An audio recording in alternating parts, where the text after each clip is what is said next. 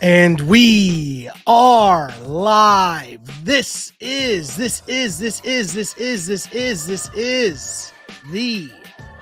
Canada Hoops Daily. Great start there, huh? Canada Hoops Daily presents Wrap It Up podcast. That start was equivalent to the Raptors start in this game. It's about fitting, isn't it? Canada Hoops Daily presents the Wrap It Up podcast. My name is Sheldon Alexander, and I am here, Raptors fans, for you. Because this, that was a tough game. But it's okay. We're here. We are a support group to help out in moments like this, Raptors fans, because that was a tough one. Raptors get blown out by the Boston Celtics in Boston. That was not pretty at all. Raptors fall big, 117-94. Again, my name is Sheldon Alexander. You are tuned into the Canada Hoops Daily Presents Wrap It Up podcast, the live and interactive Toronto Raptors postgame show.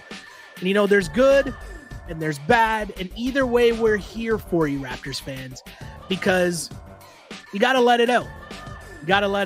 Nights like this happen. The Boston Celtics are a really good team. But we are here to discuss this as a community, as we always are. This, again, we are under the Canada Hoops Daily brand, and I appreciate y'all wherever you happen to be watching this. Going to let you know going forward, there are two places where you will be able to watch this, the live and interactive Toronto Raptors postgame show. The first place will be the Canada Hoops Daily YouTube page. Make sure you subscribe there. That's where you'll get the notifications. We pop up right away. You see the full set. You see all the stats. You can write in your comments, and you see your comments pop up on the screen. All that fun stuff. Again, that's the Canada Hoops Daily YouTube page, or on Twitter at CanHoopsDaily. That's where you'll be able to find this podcast live after each and every Toronto Raptors game.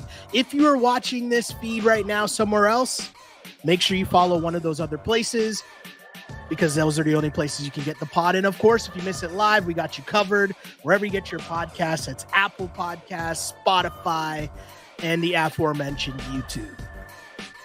But this was a tough one, friends. I let the music rock a little more, because when the music's playing, I feel a little better. It's a little more hype, gives me a little more energy. That was a tough one. That was very much a tough one. But I thank y'all for rocking with me, because I will be here to keep the vibes just not in the dumpster. It was a tough day for Toronto sports scene. I know if you're an Argos fan, if you're a Raptors fan, I know the Leafs are still playing right now as we speak. Hopefully when I flick back over, that will be a dub. Or else the Toronto sports scene's really down right now. Raptors fall to 4-5 after they get blown out by the Boston Celtics. And I want to hear from what the people think here, what happened at the very end of that game. Boston Celtics challenging a random play, a random out-of-bounds play for no good reason. No real reason to do that. Should the Raptors be salty about that? Should they remember that heading into the next game, because they play Boston next Friday? Lots going on. But if you're new to the pod, this is what we do. I will go through what's going down in the game, what just happened, give you my thoughts, all that fun stuff. And then you, the people, while that's going on, you can send in your comments and questions, and I will answer them all. This one is a tough one, so I'm here to answer all the questions that you might have, or at least try to, because that one was a tough one to make sense of. Raptors end their road trip. They'll head back home.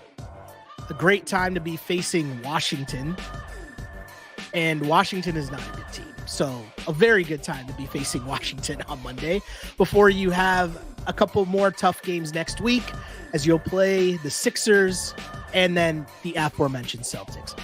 But in terms of this game against the Celtics, it was a tough one.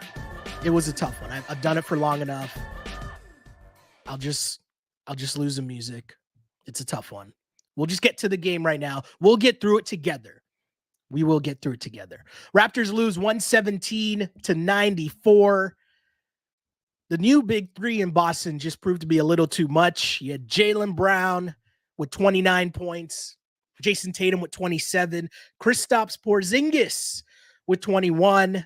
On the Raptors side of things, Pascal Siakam, 17 points, 7 rebounds. Your man, Scotty B, An off night, 10 points, 5 rebounds. Just not good all around for the Raptors. And a tough thing from the get-go. Very tough thing from the get-go here. And you saw it versus Dallas. And I can't lie to you. We talked about it on the last pod about the Dallas game. It's tough if you try to get into a 3-point shooting contest with other teams that are really good 3-point shooting teams. It worked against the Mavs for a little bit. But if you remember what happened in that Mavericks game, while they continued to shoot threes, the Raptors got way more focused at going into the paint, taking the ball inside, and just making sure that they got higher percentage shots. This game, they did not do that. If you go back to the last game, remember, the Raptors, everything was about being in the paint. Everything was about getting easy buckets. In this game, not so much. The Raptors struggled. They settled a lot for threes early, and you tried to trade threes with the Boston Celtics early. It's just not going to work. That lineup the Celtics have, as if you look at a Celtics team that, let's be honest, the Raptors have had trouble with over recent years, right? And the Celtics come into this season in which you're swapping out Marcus Smart, Robert Williams, and Grant Williams for Kristaps Porzingis and Drew Holiday. That's a really good trade. Oh, yeah, add in Malcolm Brogdon. He's also gone too. But you're bringing in Drew Holiday and Kristaps Porzingis. That's a really good trade if you're the Celtics front office, right? But also what that is, especially when you're talking about Porzingis, is it's great 3-point shooting. You're adding that to Jason Tatum. You're adding that to Derek White. You're adding that to Jaylen Brown. That's tough. That's spacing. So they're shooting more open threes. Obviously, Kristaps got range as soon as you step over half court. So that means your center, as in Yak, has to come all the way out to guard that 3-point line, which just opens up the middle for Tatum and Brown and Drew Holiday. And you just saw that in tonight's game. Celtics are a really good team. This is one of the top teams in the league. And I'm going to say that because if you're a Raptors fan and you're kind of worried about what happened tonight, you just got to remember this is one of the top teams in the league, the Boston Celtics. So, yeah, it's a bad loss. It's a horrible loss. But I urge the reminder of what your expectations are as a Raptors fan. The Celtics come into this season with championship aspirations, right? Like when you make all the trades that the Celtics just made, it's championship or bust. You're talking about a team that made the finals twice recently. You're talking about a team that's consistently in the conference finals in the Eastern Conference, and the Raptors don't have those same levels of expectations. Now, should you still be getting blown out by Boston when they're on the second night of a back-to-back? No. But just trying to give some perspective here. So let's go through this game quickly because, you know, on the plus side, Precious Achiuwa back in the lineup. On the downside, Gary Trent Jr. is out. Good test for the Raptors coming up, just kind of to see where you're at, right? Kind of, you want to see where you're at, how you match up to the NBA's top teams. Early on, Raptors were doing all right with the bench or the ball movement. Ball movement was going well early. Siakam got off to a good start, but it didn't really last. He had 10 points early in this game, like very early, and only finished with 17. Pretty much gives you a sign of what happened in this game to the Raptors. Celtics closed the first quarter on a crazy run. They were only up 4, though, 30-26. The Celtics continued to build this lead in the second quarter. They continued actually from the end of the first quarter to the start of the second. They went on an 11-0 run to start things.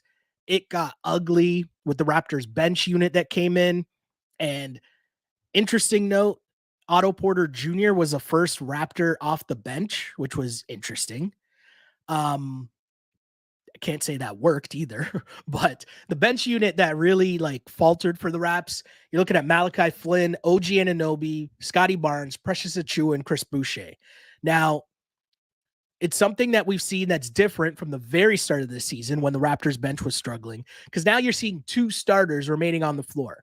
OG Anunoby and Scotty Barnes need to be able to maintain that bench unit. That bench unit can't just fall apart when you have 2 of your starters, 2 of your marquee players still on the floor with them. But instead, what happened The Raptors completely fell apart at this point. Hauser came into the game for the Celtics, and that dude was just wetting threes. He had 9 points early, 3 threes, and it was just a ball movement by the Celtics. Raptors were running around, chasing the ball, couldn't get caught up at all. Hauser's splashing threes, feeling good. He's throwing up 3-ball signs to the crowd. You could tell that was not a good omen for the Raps. As mentioned, the bench getting worked. Malachi Flynn finally hit a 3, which ended a 3-minute and 55-second drought for the Toronto Raptors, in which they failed to score a field goal. You can't have droughts like that against the Celtics. It's just going to be bad news. Now, the Raps would make runs. I thought one positive from this game, we saw a great 2-man game multiple times from Siakam and Jakob Poeltl back and forth, but they couldn't really build off that much. And every time it seemed like the Raptors started to get a little bit of a run, the Celtics would just call timeout, come out of said timeout, and just be calm and cool the other way. The Raptors, meanwhile, the Celtics would splash threes. Raptors would try to match them. They started out 4 of 16 from 3, and you can't get into a shooting contest, a 3-point shooting contest with the Celtics. The Raptors had to stick to their game plan in terms of, ball movement, getting the ball in the paint touches. And if you're going to shoot the 3 inside out, that's not what they did here.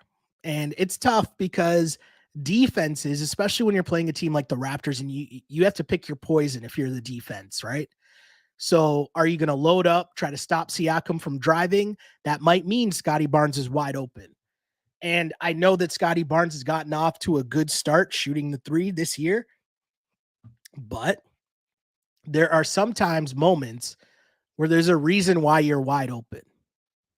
Scotty Barnes finished 2 of 9 from 3 in this game. And I say this consistently, and if you listen to the pod, you know that I'm consistent with this. I'm not just saying this after the bad games. I say this on the games that he shoots it well as well. Shoots it well as well. You know what I'm saying? The point is, do you want Scotty Barnes shooting 9 3-pointers in a game? Do you want OG Anunoby shooting 8 3-pointers in a game? That's a question I will consistently ask over and over and over again. And I know I sound like the old man yelling at the cloud as the NBA turns into a 3-point shooting contest.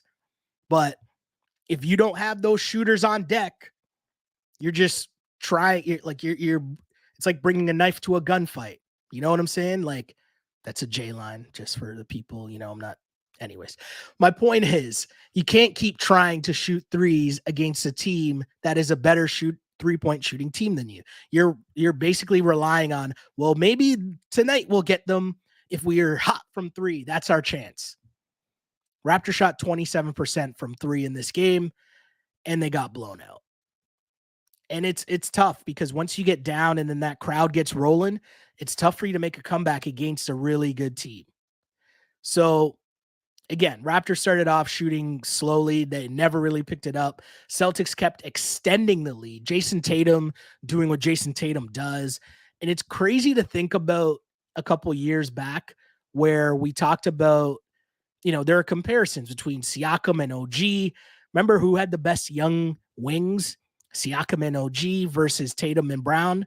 And Tatum and Brown were able to elevate their games.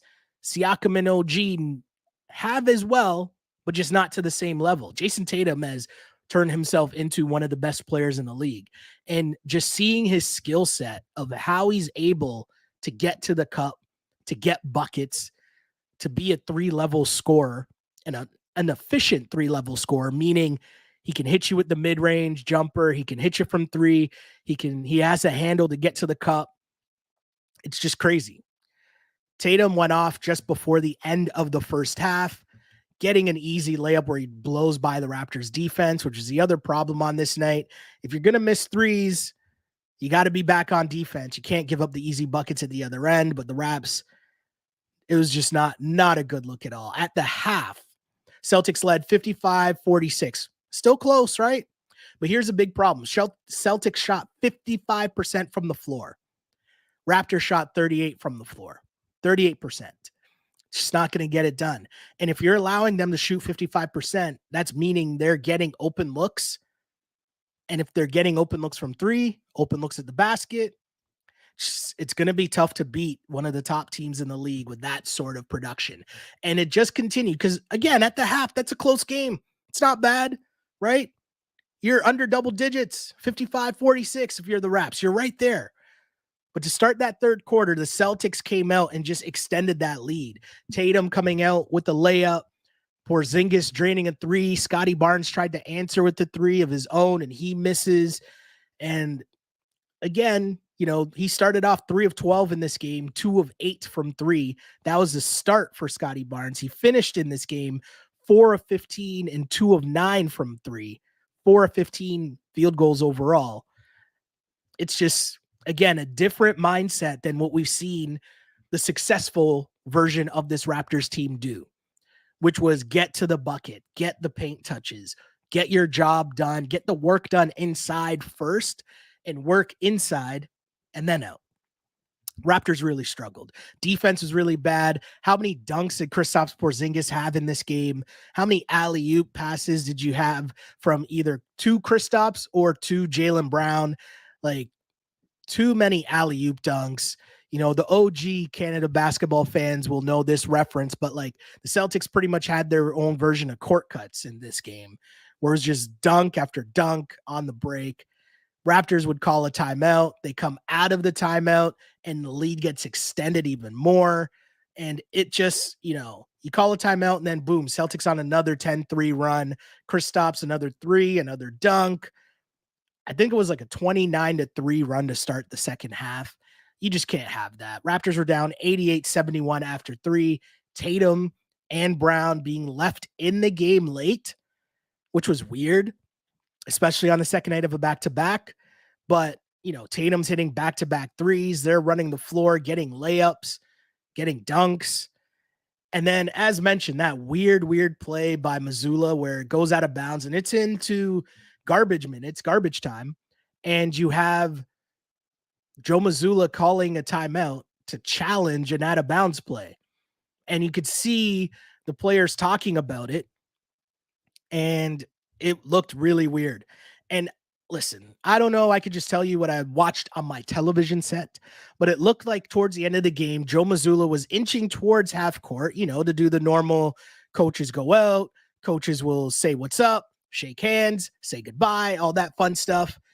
And it looked to me like Darko was not making his way towards center court at all. He instead made his way. He put his hand up, gave the wave, and dipped back the other way. He was not having that. And of course not. I mean, he wasn't happy like that. I don't know why they're challenging a play like that, but Joe Mazzulla, if you've been following the playoffs last year, Joe Mazzulla is an interesting cat, right? With some interesting coaching moves. If anything, the ironic part is that Joe Mazzulla has been getting made fun of for how much he doesn't use his timeouts. And yet here he is in a game where his team's up 30 and it's garbage time. And here is where he decides to use a timeout. My point here is that if you're trying to figure out what Joe Mazzulla's on, I mean, it might just be a waste of time. I don't know what's going to happen. I'm going to look and see what the post-game chatter is after this game to see, how frustrated the Raps might have been by that. But I'm going to say this. Let's not let that deter from what really happened in this game, because like the reality of what happened in this game has nothing to do with Mazzulla calling a terrible timeout. If you're actually mad about that, keep that same energy. If you're the Raps and you're upset about that, the key would be to keep that same energy when you play the Celtics again next Friday. And then you can get your buckets and tell Joe Mazzulla now you should call timeouts, right? But being mad about it now, like you just got beat by 30. Like there's way more bigger issues right now than what Joe Mazzulla did calling a timeout up 30 with like 4 minutes left to go in this game. An ugly one for the Toronto Raptors. 117-94, they fall. Again, 29 points for Jaylen Brown, 27 for Jason Tatum. Raptors struggled all around. Pascal Siakam was their high score with 17. Scotty Barnes, a not so good game. And this is, it's okay. Scotty Barnes has been off to a really, really good start to this season. And so having a game like this, you can understand. It's all right. It's going to happen, right? He's still young. These things are going to happen. I'm looking right now to see what the chatter is online. And this from Jared Weiss. I hope I'm pronouncing that right. Jared Weiss, who he covers the Celtics for The Athletic. He says, Joe Mazzulla said the Raptors bench thought it was disrespectful or cheap to challenge late in a blowout. He says he doesn't agree or disagree, but he has a responsibility to his players. Quote, it was a clear opportunity to empower my players and let them know I'm coaching you. I mean, here's the thing. He's not wrong, right? Like he's saying, what he's trying to say is, hey, I got my bench guys in there and I'm not just going to throw them out there and just stop coaching. And so if I think there's something that I would challenge, if my main guys are in, I'm going to challenge it. Now, I understand what he's trying to say, but whatever. I think this is much to do about nothing, if I'm being honest. Like, I get it. It's stupid. But maybe my thought process on this is that, hey, if the NBA was dumb enough to add these extra challenges for no good reason at all, then Joe Mazzulla has every right to use it. Like, whatever. Like, I blame the NBA. I've been on this since the start of the season. Too many added challenges. Who watched the end of NBA games and thought, you know what we should do? Let's add extra challenges. Nobody said that. Nobody wanted that. And I think this from Eric Kareen, who says they asked Darko about the Mazzulla challenge and he gave a no comment, I guess. Interesting. Or just said no comment from Darko about the Mazzulla challenge. Okay. Listen, I honestly just think that if you're the Raps and you really want to be mad about that, like, who cares? There's way worse things to be mad at. Joe Mazzulla, I mean, again, if you've been following the Raps or following the Celtics, pardon me, and everything that's been going on with Joe Mazzulla, he's been all over the place, not using his timeouts. So I don't know. What do you want him to say? Sorry, I made a mistake. Like, is that going to make you feel better about the loss?